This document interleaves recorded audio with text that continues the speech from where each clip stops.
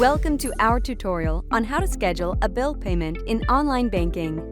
Learn how to use this convenient and free way to pay your bills. For the best experience, we recommend you use a laptop or desktop computer. To get started, visit SchoolsFirstFCU.org and log in to online banking. From the Pay and Transfer tab, select Bill Pay. If you're not enrolled for Bill Pay, you'll be asked to enroll. Click Enroll Now. Review and accept the Bill Pay disclosure. Then, click Enroll Now. Please note, when you click the disclosure, it'll open in a new tab in your browser. To finish the enrollment process, you'll need to verify your identity.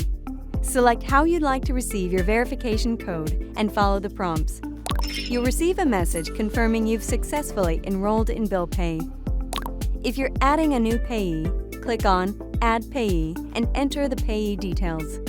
To schedule a bill payment, from your menu options, select Pay and Transfer and click on Bill Pay.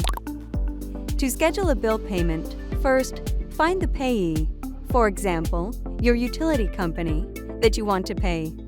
Note, you can schedule multiple payments at once. Next, select the From account. Then enter the payment amount.